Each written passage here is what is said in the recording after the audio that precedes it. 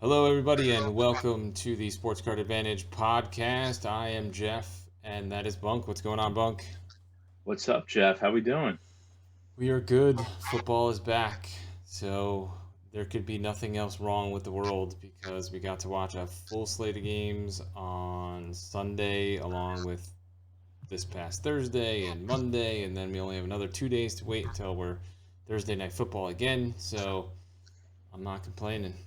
You? Well, I went 0-2 this week, so I'm not too happy about that. I'm looking forward to Thursday. Yeah, we Who's hyped up playing? we hyped up our fantasy prowess, and you go 0-2. Yeah, bad beats. Bad Bad beats. beats. Yeah. Giants Redskins this Thursday. Uh, Ugh.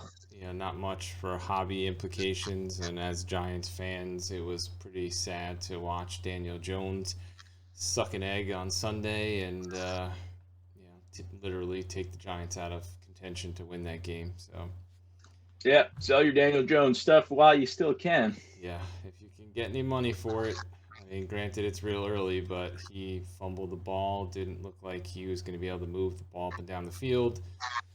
So, but he is not who we're talking about today. We have a full slate of football for the main event. After week one, definitely have some risers. We have some fallers. We have some guys that stayed the same. And then we have some guys that people are getting way too excited about that pretty much have little to no hobby relevance. You almost said fantasy relevance. Yeah, I did, but we're not a fantasy podcast, so we're only talking hobby. Um, so with that being said, most of the stuff we'll talk about is quarterbacks. Quarterbacks drive the hobby for football. So if you guys are wondering why aren't you talking about so and so who had a great performance, it's just simply because there's not that much activity with their hobby value, and that may change as the season goes on. But definitely some guys we saw a huge pop off of week one. So, and just to warn everybody in advance, this episode is going to be uber nerdy. We got statistics coming out the ass for this episode. So for those of you who like those kind of episodes, you should be really excited. And let me jump in for you. It is September 14th, 9:40 in the evening. Yes. Thank you for letting everybody know. So we'll start with after week one, post week one risers. The three guys that we have. Kyler Murray, looking at his Optic Hollow PSA 10 about a month ago, selling for $680. As of yesterday, closed for 900. So a 27% increase in his prices. Anybody who watched the Cardinals game saw Kyler absolutely on fire. He looked freaking phenomenal. He looked like the number one pick from 2019. If they continue to light it up, I got to imagine his cards are going to continue to rise. So, I mean, what are your thoughts? I mean, this is we're just coming off like baseball season with like Otani and Vlad and guys that just get super hot. I mean, where are your thoughts as far as buying guys when they're hot? Yeah, I mean, you got to be careful. I like buying, not that he's a rookie anymore, but I like to get more into the vets when they're hot because people forgot about the 7, 8, 10 year veteran in the league hot type of cards. Like Kyler Murray, everyone knows who Kyler Murray is. I mean, like you said, he's the number one pick. He appears to be everything they thought they were getting and what they wanted when they took him. So, I mean, again, am I trying to make money on Kyler Murray right now? I'm probably not going to buy to try to flip on him. I mean, should he still rise? Probably, but I don't know. It goes against a little bit of everything I like to do when I'm trying to turn something over. Is not buy while it's crazy rising. So basically, unless you're looking to stash this for a bit, you're not of the like you wanted to have bought in July versus now. Oh, absolutely. So, for example, if I'm going to take $500 and put it on something, I'm going to take $500. I'm going to buy something Russell Wilson. A guy who's almost 10 years in the league, has tremendous numbers, keeps playing at a high level. mean, that's the kind of money I'd spend if I'm going to spend high bucks on that. I'd go someone like that, not Kyler right now. Yeah, I mean Kyler is going to be right now is I think probably the most talked about quarterback in the hobby after his performance. I mean, he's had some flashes and his stuff has been still very valuable, but after last Sunday's game, I mean, I don't remember what the stats were off the top of my head, but I mean, they were just insane. Yeah, and he's so young. Again, we're talking. When we're talking about stashing cards, we always think about, well, okay, what's this guy's career numbers going to be, and what can I do with the card in 10 years? A guy like, again, Russell Wilson he's already laid down a great career, so I'm not as worried about my whatever the number is now on someone like him as opposed to Kyler. God forbid something happens to Kyler. The career numbers just aren't there to sustain what you might have paid for him today. Yeah, a la Justin Herbert. Yes, rookie of the year, but some of his prices are so freaking ridiculous that if he gets hit by a bus tomorrow, then his cards are going to be worthless. Right, right. And yeah, Kyler threw for 289, 4 touchdowns, and then 20 yards on the ground and another touchdown. So 5 total touchdowns from Kyler on Sunday. So, Which and the promising thing there is he didn't have to run to get it done. yeah, I mean, Hopkins, he spread the ball around. Hopkins, Kirk, Rondale, Chase all had, respectable receiving games. So it looks like the offense is humming, and they played the Titans, who are not terrible. Moving on to Jalen Hurts. So Jalen Hurts was somebody that everybody had doubts about, and somebody that they brought in Gardner Minshew was like, oh, he's going to get some playing time, and all the other bullshit, and then whether or not they were going to try to trade him for Deshaun Watson, and Hurts came out and played football. So I have his Prizm PSA 10 going for 166 2 weeks ago, sold for 278 yesterday. Price increase of 50%. And Hurts is gonna, if he continues to play well, he's out of the 2020 class, and I think you'll start to see his levels approach some of the other guys from that class. I mean, he's already over. He's right around probably where Tua is right now. Tua is going to be somebody we talk about in the falling category. But I mean, Hurts threw for 264 and 3 scores, and then ran for another 62 yards. And Eagles beat the shit out of the Falcons. So I think his value gets determined by if he continues to play well and really locks himself in as a starter.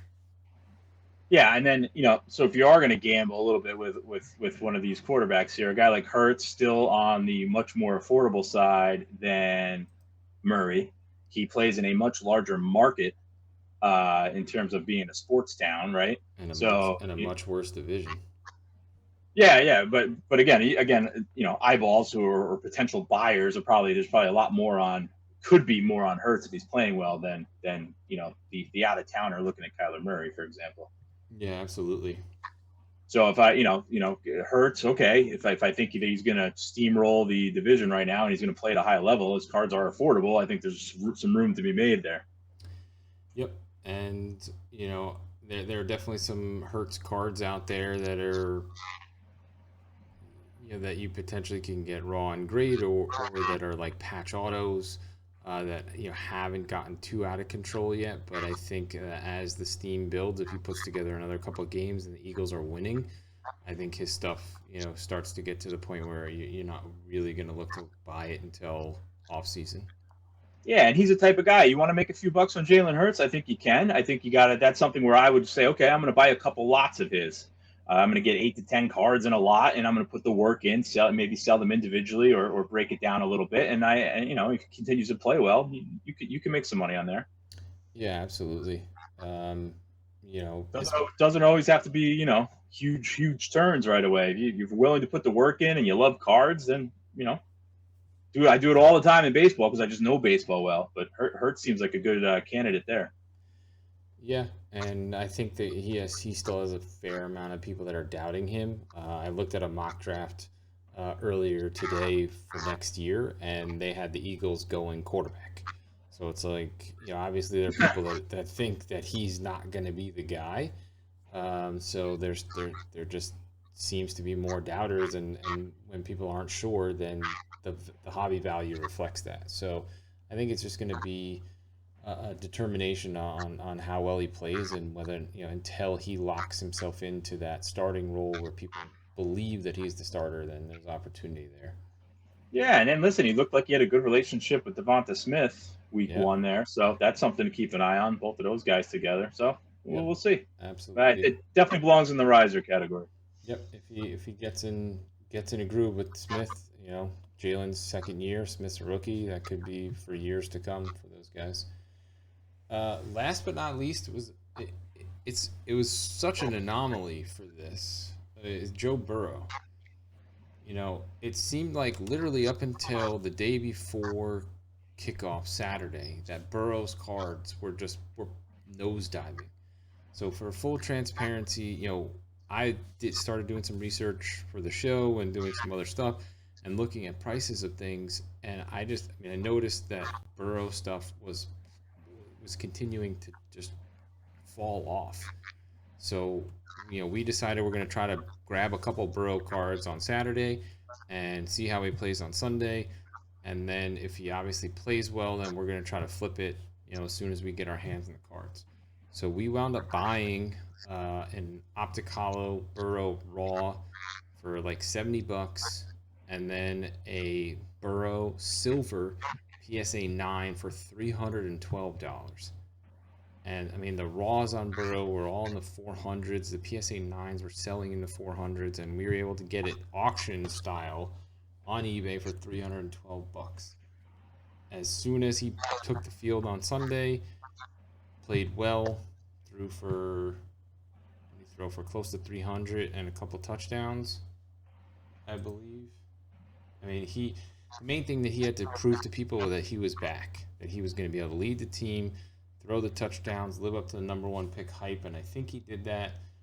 Those cards already bounced back to $450 yesterday, so we got it at 312. We'll probably try to flip it in a week or two. Hopefully for 500 if he comes out and plays well again. I think they have a pretty shitty opponent in week two. So I mean, Burrow, there still seems to be. I mean, I think there's a lot less doubters right now, but you know, I wouldn't be too eager to jump on the Burrow train. But if you're going to get on, I would say you got to do it now. Not not too eager to jump on because you think it's going to go nothing but up now. Yeah. I Yeah, mean, listen, we said for the last couple of weeks, we're like people just want to see him play and make sure he's okay, and like people, and we got to see that he looks okay, and they yeah. won a game, and Yeah, he led him here we to go. an overtime win. He had a little bit of swagger, looking like LSU Joe Burrow, and I think that's what people are wanting to see. I mean, he finished with 261, two touchdowns, no picks. So, and he led him to a victory. And that offense is still gelling. You have Chase, who's a rookie, Higgins, second year, and Burrow was off the field for most of the year. AJ Green is gone. Giovanni Bernard is gone. So I think once that offense gels, he should have some pretty big upside potential. Yeah, I mean, listen, he hit Higgins and Chase for TDs. Yep. So, we'll see. I would say your window is closing fast on Burrow, and also just make sure you do your homework and keep an eye on the comps as far as what you have for potential upside. Uh, and then so here is our one faller, I guess, or however. What that's probably not a real word, but uh, our boy Tua, or my boy Tua, who I've been touting for the last whatever. His stuff, even after the Dolphins won, his stat line was less than impressive. He threw a really bad interception. His silver raw hit a 1 year low yesterday at $82. It's down from like 120, 130 over the last few weeks. I'm still buying Tua. I personally think if you can pick up a silver raw for Tua under $100, that he has a big enough following and fans that as he continues to get it together, um, that his cards will go up. So I still think he's a good opportunity. Yeah, and they're going to keep building around him, maybe provided they don't move him, because that's the only place Watson wants to go, right? Is Miami. Yeah, but I mean, right now it looks like Watson's done for the season. They have to wait till all that legal stuff clears before they're going to do anything with him. Yeah, I mean, and then they brought in Waddle, so I mean he looked all right. I think he caught a touchdown. Yeah. Devontae Parker's been there seemingly forever. But after that, can you name anybody else on that team, weapon wise? Uh, I mean, Gas- fantasy wise, you can sure. Gasicki at Gesicki. Gasicki at tight end. You have Albert Wilson, Yeah, I whatever mean that's it doesn't worth. blow you away offensively. I mean, we talk about weapons. I mean, Yeah, I mean Waddle and Parker should be enough, and it's just a matter of whether or not if he doesn't throw the pick, because that pick was terrible. He just heaved it into whatever, but he finished with 200 yards and a touchdown, and he looked decent. Patriots defense supposed to be good, so I mean, granted, I'm grandstanding for Tua because I still think he'll make some money, but as far as a guy who was hyped as much as he was last year, if he at all shows signs of being legit, I think his cards will spike quickly. So no, and listen, the category you put him in, he's in the perfect category. He didn't blow you away week one. Cards continue to fall. You think he's talented. He puts a little streak together. He's someone you can make money on. He's low enough right now where it's a little bit of a lower risk compared to some of the other guys we just talked about, and he could bring you big bucks. yep, and that's exactly what I think for him. Um, And that's what it's all about. You're not always going to win, right? We're not going to always win on cards. So we want to make calculated risks in the decisions we make. Yep, low downside with high upside potential. So his cards are selling at 1 year lows in the $80 range for raw silvers. I mean, how much lower are they potentially going to go, especially if he's doing okay on the field and Dolphins, maybe winning some games. So Yep. anyway, all right, we'll keep moving here. Here are some guys that are neutral. We're just going to read off the list. Some of these guys played well, some of these guys didn't.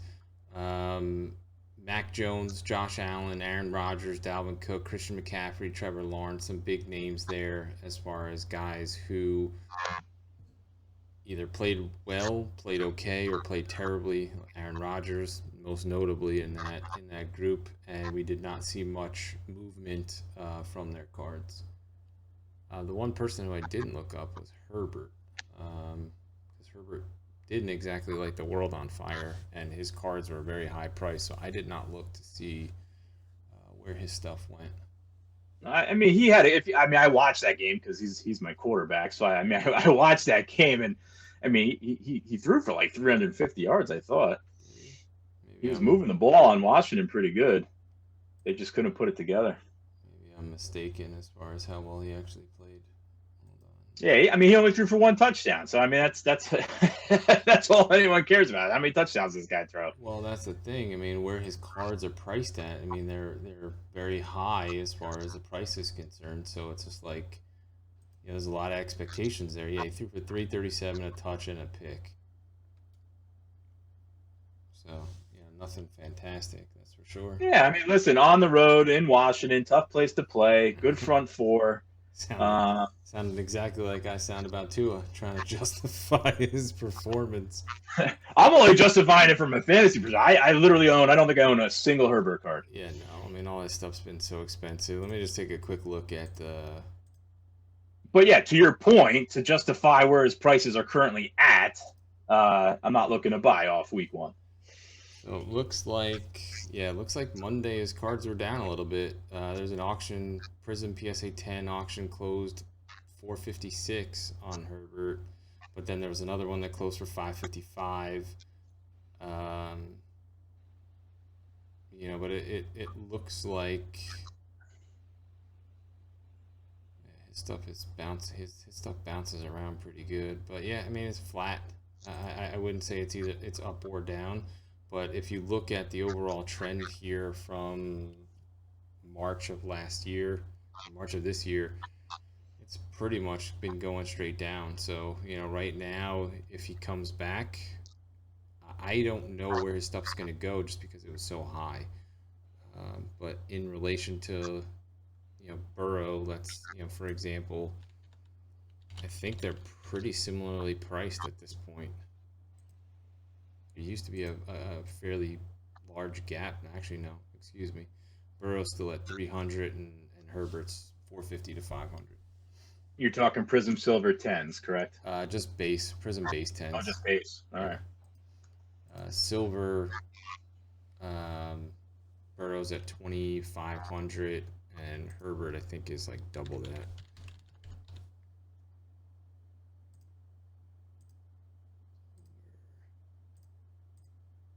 Oh, okay. So yeah, silver they're close. 2,900 for Herbert and 2,500 for Burrow. Yeah.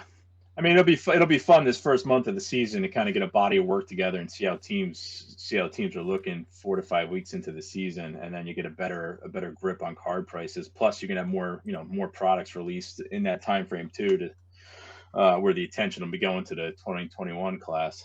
Yeah, we'll keep an eye on Herbert. If his stuff still trend continues to trend down, um, there may be some opportunities where it hits certain levels that we'll be looking to buy. I mean, because a lot of his, especially his higher end stuff, is so high as far as what it closed for. His National Treasures autos were bananas expensive. So we'll see if he continues to be mediocre. I think you'll see his prices continue to come down, and then there may be an opportunity to eventually buy in and get some better prices. It would also help if the Chargers one day could win a playoff game. They got to get there first. All right, and then we have a few more here. Some guys that played well or that are getting a whole bunch of fantasy hype but don't have too much hobby relevance that I personally wouldn't get too excited about. Teddy Bridgewater, Jimmy Garoppolo, Jameis Winston, and TJ Hawkinson. Winston, number one, he's already at his highs over the last 2 years. I mean, some of his stuff is crazy as far as his Prizm, PSA 10, silvers are insanely high. Those prices have come down even after he threw 5 touchdowns just because I think one of them closed at an insane price. Bridgewater, week to week, may not be the starter. Jimmy G, same. And then Hawkinson is a tight end. Tight ends don't do shit in the hobby. Travis Kelce, for example, his rookie cards, Kelce's potentially going to go down as top 3 tight ends of all time. You can pick up his PSA 10 cards pretty cheaply, his rookies. So I wouldn't get too excited about Hawkinson on off one big game. I'm just super excited. Winston did not throw the ball to the other team once. Yeah, he. I mean, if he can play, obviously that helps him from a fantasy standpoint and a hobby standpoint.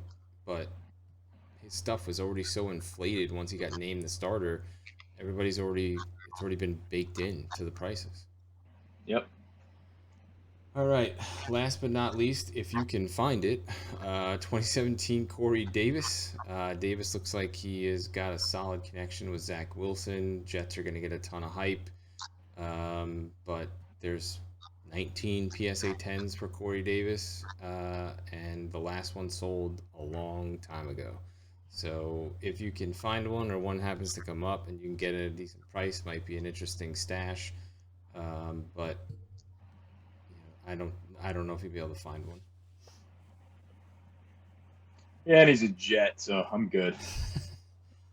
All right, that was a real data heavy, so we apologize for that, but we wanted to make sure we talked about week one since everybody's hyped up about football.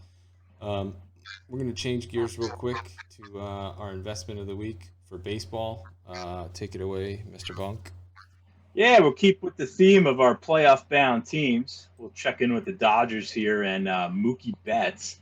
I checked out two of his cards this week. 2014 Topps Update Paper, which are compared to February, they are well off highs. PSA 9, population 1551, most recent sale at 140. It was approaching 400 in February. The PSA 10, a little high there, 3210 on the pop.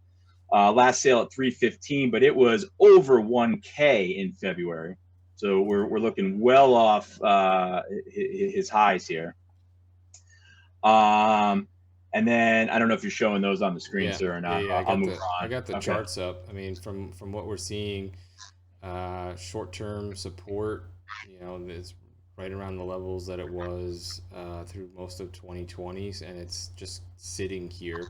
So if he's back healthy and Dodgers go far in the playoffs and he's playing well, got to figure those cards will jump. Yeah, for sure. And they're they're so far off where their potential is that's why I really like it. And again, we always look for what's going on, day to day that's going to increase it. And for him, it's another trip to the playoffs and potentially another trip to the World Series. So, Yep, absolutely. and then the 2014 Bowman Chrome Prospects card. PSA 9 and PSA 10, both in the 1600 range as far as population goes. But the 9, the most recent sale, is at 64. That's off a high in April of 225. And the 10 last sale was 240, which is off also an April high of 750. So again, pretty low on those pops and well off where they were at the beginning of the season. My thought process here is, the playoff bump is upon us. Yeah, absolutely. And the chart looks really similar. You have some support right in that 200 to 210 range. So once again, minimal downside risk, and definitely some playoff upside. Yeah, and then from the BGS perspective, there are not even close to the number of graded at BGS for these guys. So for me, I would look in to see if I can find one. I'll put it in a safe search, see if I can get one in an auction, but there just aren't many available. I mean, Yeah, we're talking the BGS 9.5 on the update is only 468, and the BGS 9.5 on the Bowman Chrome is only 170. nice. And he was hurt for part of the year, right? Yeah, he was hurt for a little bit. Yeah. And I mean, he has not produced as he has in Boston, but the hope is obviously that that'll come back a little bit. Nah, he's playing well. He's a good ball player. All right, fair enough. He's a real good ball player. Baseball is not something that I know about, so just trying to stir the pot a little bit here, and Yeah, find. you lived in San Diego forever. You didn't hear a lot of Dodger talk out there? Oh yeah, LA's not far away. any time you went to when I was out there, when I went to a Padre game when they were playing the Dodgers, it was all Dodger fans, all Dodger fans. Oh, in the stadium? Yeah, in San Diego. Oh, dude, San Diego on a Sunday. I mean, people don't shuffle in until the fourth inning, and then they're out by the sixth. It's beach day, so and if they're playing the Dodgers or the Giants, the whole stadium is Dodgers or Giants until probably this year, or last year. Once Tatis came in and made it his team, it changed the dynamic a bit. All Yeah, well, right. they're battling out in the West. Yes, absolutely. I'm hoping that Tatis gets a shot at the playoffs and see what he can do in the big games, and that should be fun from a hobby perspective as far as where his cards are going to go. Yeah, for sure. All right. Playoff stats matter, sir. Yes, absolutely. All right, so we are going to move into our hot take of the week, and this is also going to be very nerd data heavy. Um, so there was a clip that came out on TikTok that was a summary of a YouTube video put together by a sports card investor talking about how parallels have increased dramatically over the last 5 years. The example that was provided in the video was about select. So we took it one step further. We looked at the amount of parallels that were made between 2016 and 2020 for Prizm football, Prizm basketball, select basketball, and Topps Chrome baseball. Our our hot take, I guess, is everybody went as soon as they announced that Fanatics was taking over everything. Everybody's like, "Oh, Panini's gonna print until the printers run out of ink, and there's gonna be so many more cards, and it's gonna kill the value." And our take here is that's already happening, and this is already happening before that announcement was made. Uh, you know, you really see a dramatic increase with some of these over the years. So I'm gonna just basically read off some stats, and then I know Bunk, you have a couple of other things that you've put together. 2016 Prizm football had 15 parallels.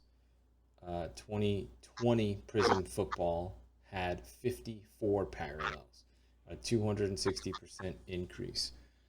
2016 Prizm basketball had 12 parallels. 2020 Prizm basketball had 43 parallels, a 258% increase. And then this is the big one. Select football in 2016 had 24 parallels. In 2020, it had 126 parallels, a 425% increase. Select basketball in 2016 had 25 parallels, and then 2020 it had 61 parallels, 144% increase. So that was the smallest increase of Panini. Topps Chrome Baseball, not too bad. Topps Chrome, definitely one of the more popular baseball sets. 2016 had 14 parallels. 2020 had 23. I'm not mad at that. As far as that's concerned, especially with the popularity increase of the hobby, to add in an additional 9 parallels, not really all that upsetting to me. But all the rest of these 260 to 425% increases, that's crazy. Yeah, I mean, for starters, I mean, you got to look at set size too. So the set size is going to matter here in terms of how many how many cards are we talking about here. The one thing I looked up was okay, fine. So it went from last year, that Prizm basketball you're talking about went from 40 to 43. I was like, okay, so they added 3 parallels. Let me see what 3 parallels they added. So it was an extra one out of 175 and an extra one out of 125. 300 card set, you do the math on that, it's an extra 90,000 cards they had to get into cases. So Yeah. just right there, you can kind of just start guessing. Okay, well, how many cases do they have to make to get 90,000 extra cards for just those 2 parallels? Yeah, which jacks up the base, correct? I would imagine so. I Yeah. mean, that's a little bit above my math grade, but I mean, something's jacked up.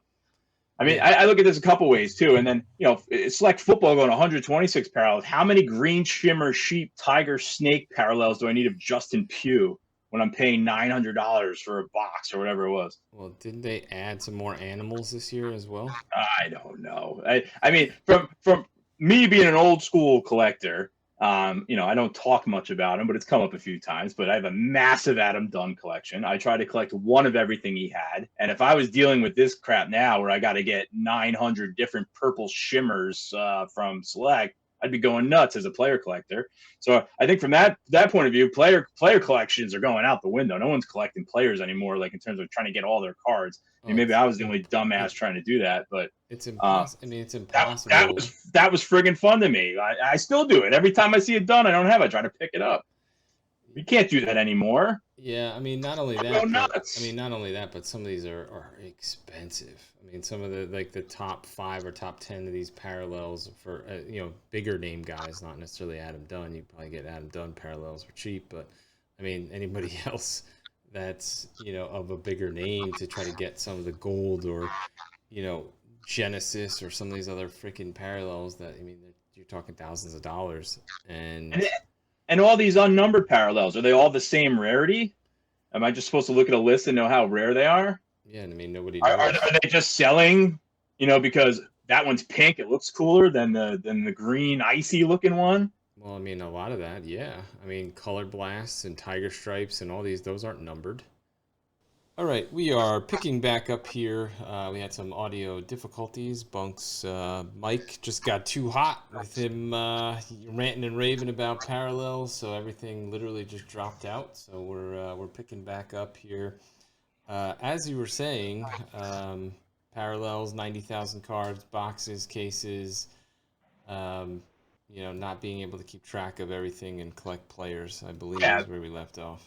yeah. The last thing I left off on was trying to figure out. There's so many of them. How do you know how to price them, or what's rare? Yeah, I You know. think I think that's the thing you see online all the time is how many tiger stripes there are and how many zebras and how many color blasts and nobody I don't think anybody really knows. It's all anecdotal guessing.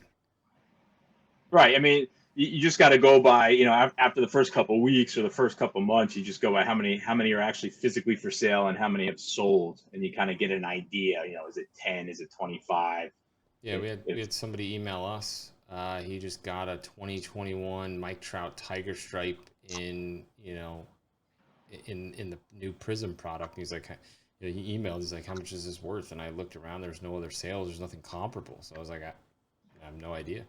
I mean, there wow, really wasn't nice any. pull. Yeah, yeah, definitely a nice pull, but there was That's no awesome. no way for me to help him out. I mean, the closest thing to it was a Griffey Tiger Stripe that had sold for like 300 and change. But other than that, there's no way for me to really figure it out for him.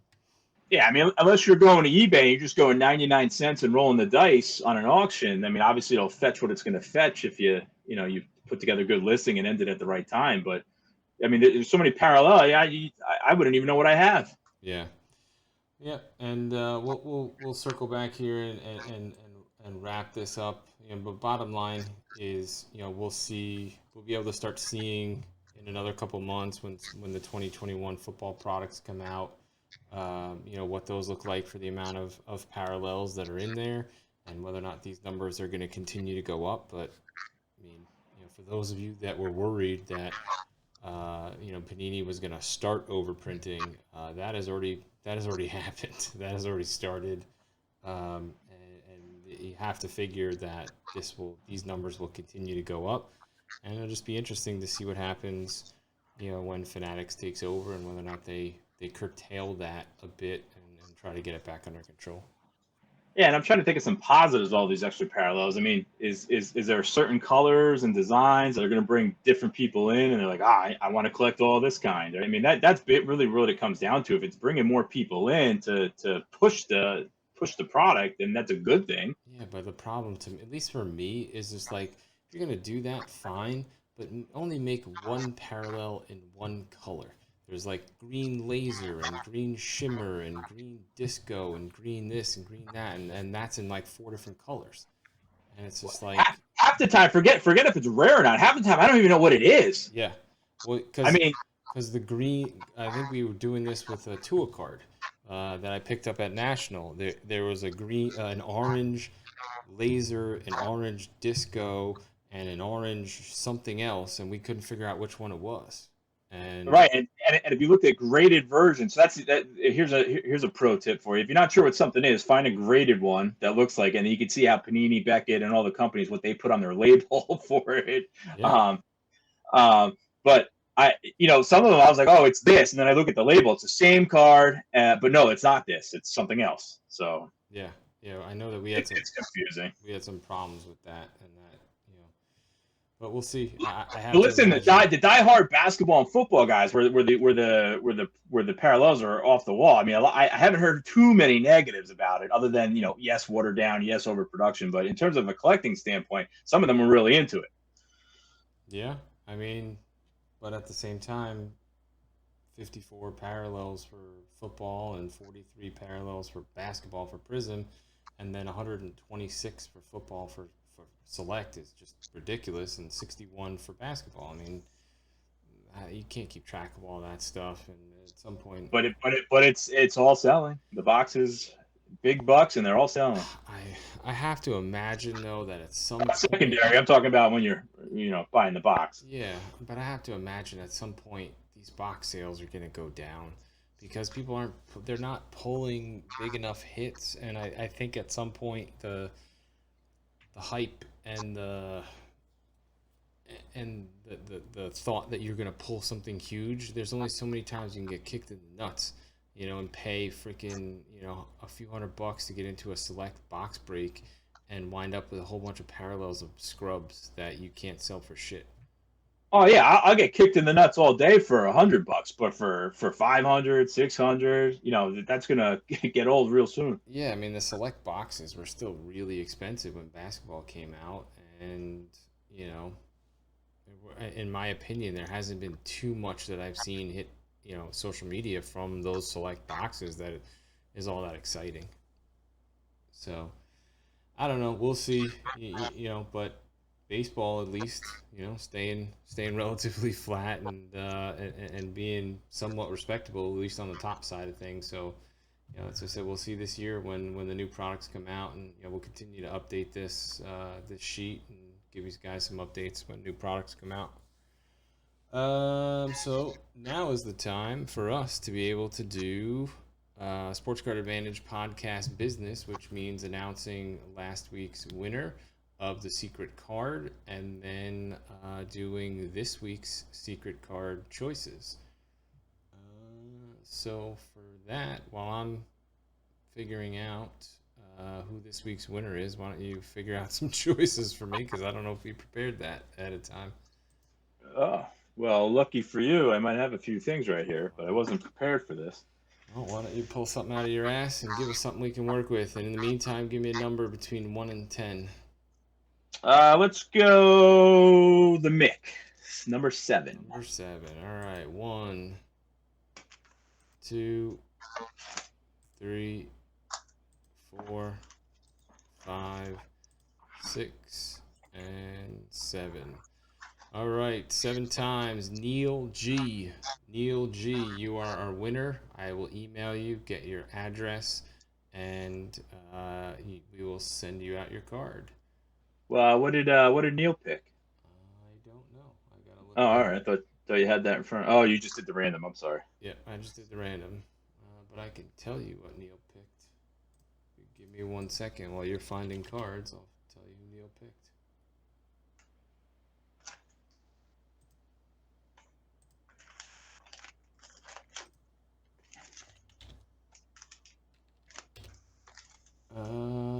Neil took the 2020 Origins Antonio Gibson RPA. Solid pick from you, Neil. Gibson looked Nice, good in nice. week 1, so that card hopefully should increase in value by the time it gets out to you. All right, you got 3 choices for me for this week? I don't know, guy. We might have to pick ones we already offered up that no one took yet. Alrighty. Well, we could do this. Did we do the Chase Claypool RPA from Origins? We have not. All right. Well, why don't we add that to the mix? All right, so secret card number 1, Chase 2020 Origins, Chase Claypool. That's an RPA, correct? Yeah. Okay. Two color, unnumbered. And I think I want to put this back in, Mr. Two Tutties himself. 2010 Topps Gronk SGC 9.5 Rook. Okay. Yeah, I mean, him and Brady definitely seem to be in mid-season form, so yeah, we'll throw that back up there. You got anything else off the top of your head? What about the 2021 Inception Lubob Magenta Auto that we have? Well, that's a pretty nice piece. I can guarantee you right now that's the one that will get selected. Well, what's that worth? Because we can always cut that out if we have to. It's worth too much. I don't even need to look it up. Okay, so yeah, we'll cut that out then. What else do we have? Looking at our inventory here. Way too much editing going on. What about the 1990 Score Bo Jackson PSA 9? I think that thing has fallen pretty dramatically. And I do have it here, so that's nice. It's coming up, sir. Yep, $55. Perfect.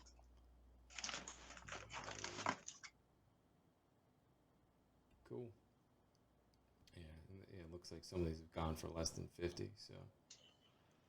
Okay.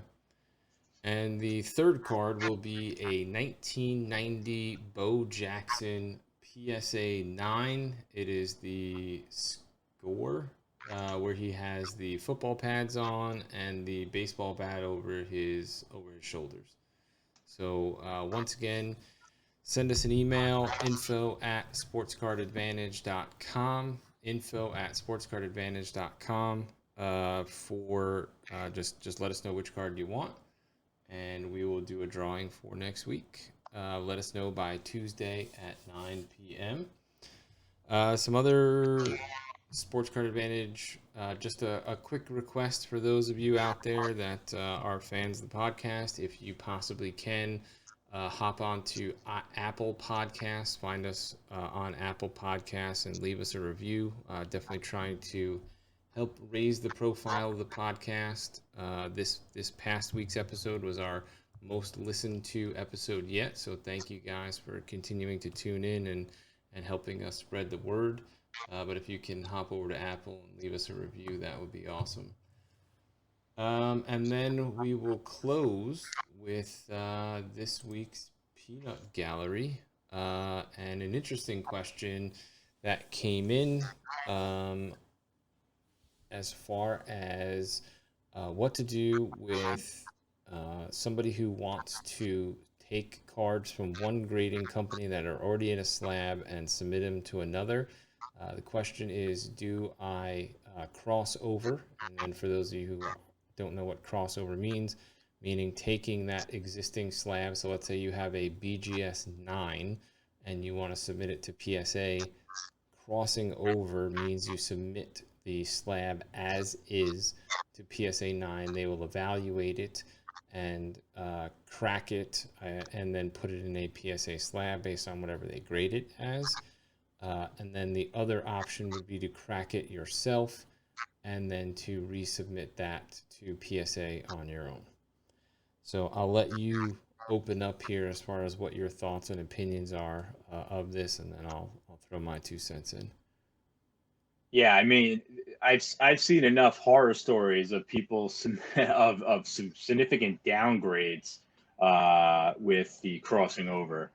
I don't know how you get around. I mean, I don't know if I'm a PSA employee or I'm a BGS employee, and I got the competitor slab in front of me. If somehow there's some kind of bias, conscious or unconscious bias towards this now card that I'm grading, I don't know how the process works. I don't know if they even know it was in that card before they got it. You know, whoever's evaluating it. I mean, we don't know those things, but I've heard some horror stories of BGS 9.5s going to PSA 7s, which is that's just weird.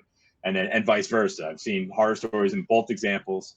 I don't see any reason why you should cross over yourself. I mean, I can't come up with a good reason. I've been thinking about it. I can't think of any reason why I would do that other than I don't want to damage the card and I'm making it someone else's responsibility. And I don't know if they have any caveat or fine print that says if we screw this up, it's not our fault. But I would rather practice on cheap slabs that are worth nothing, watch the YouTube videos, learn how to crack it open yourself. And for me, if I'm resubbing somewhere else, I'm doing it myself.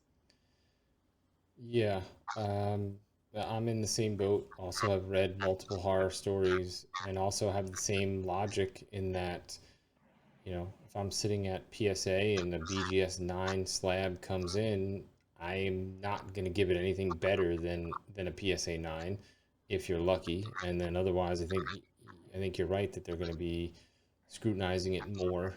And then also you have to trust them to be able to crack it and remove it. And I have to imagine they put the liability on you and not on them if they damage the card, cracking it and reslabbing it.